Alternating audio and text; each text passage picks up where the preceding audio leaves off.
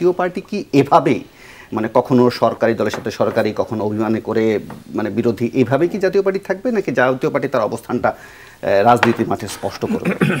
Thank you, সবাইকে ধন্যবাদ।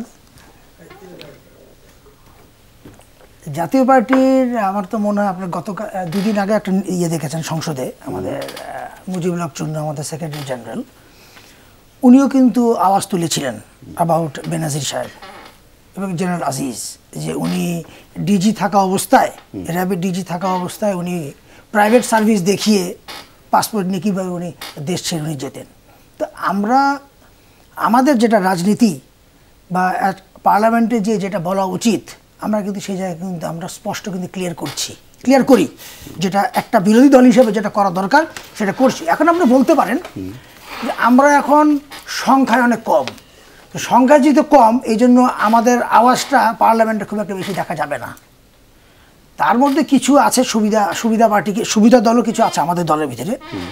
আমি অলওয়েজ এই জায়গাটা ফেয়ার থাকি সবসময়, যে আমার দলের লোক দেখে আমি হাইড করে যাব না। আমাদের দলের ভিতরেও আছে কিছু সুবিধাবাদী, কিছু এমপি আছেন, এবার যারা এমপি হয়েছেন সরকারের ব্লেসিংসে হয়েছেন, বিকজ তারা মুখ খুলবে না, তারা মুখ খোলেন না। তো মুখ খুলেন কে? আমাদের চেয়ারম্যান, আমাদের সেক্রেটারি জেনারেল, এছাড়া মুখ কেউ খোলেন না, এটা সত্য কথা।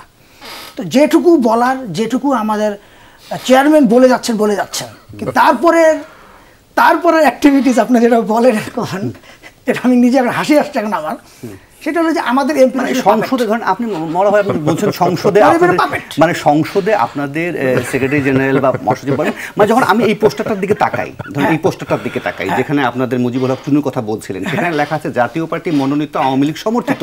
তিনি দাঁড়িয়ে যখন সংসদে মানে সমালোচনা করেন, মানে বিশেষ হতে চায়। আসলে দেখেন এই জায়গায় একটা কথা বলি, এই পোস্টার শুধু আমাদের মুজিবুল হক চুন্নুর না, অনেকের এই পোস্টার আমাদের জাতীয় পার্টির প্রতিটা ক্যান্ডিডেট এগেইনস্টে হয়েছিল। এখন কথা হলো এই পোস্টার আমরা ছাপাইনি। এখন যদি ধরেন আমার দলের ভিতরে যদি কিছু যদি থাকে সরকারপন্থী লোক থাকে, তারা যদি এই দুষ্টু কাজ করে থাকে, সেটা দায়িত্ব তো আমাদের মহাসচিব নেবেন না বা আমাদের ক্যান্ডিডেট নেবেন না। তো এটি আসলে হয়ে আসছে। তাহলে এই যে 2009 সাল থেকে আওয়ামী লীগের সাথে জাতীয় পার্টির কি লাভ হয়েছে? মানে 2009 সাল থেকে তো 2024 জাতীয় পার্টি তো দীর্ঘদিন আওয়ামী লীগের সাথে, জাতীয় পার্টি কি লাভ হয়েছে? দেখেন, জাতীয় পার্টির পলিটিক্যালি যদি বলেন, জাতীয় পার্টির কোনো বেনিফিট, বড় জাতীয় পার্টির লস হয়েছে এই গভর্নমেন্টের সামনে থেকে।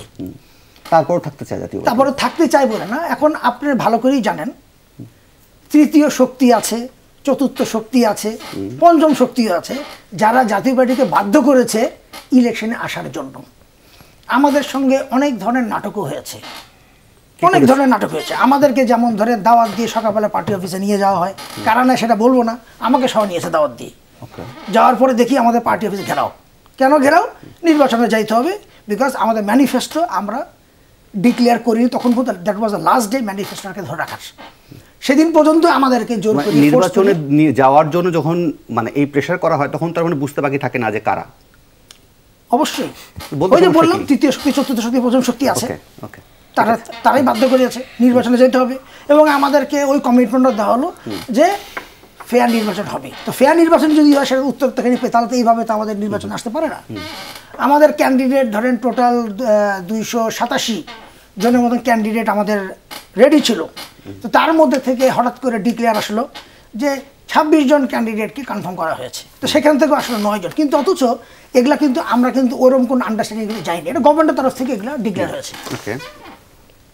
তাহলে আমি এই অংশে একটু বিরতি নেই, বিরতির পর নিশ্চয়ই এই প্রসঙ্গ নিয়ে আলোচনা করব।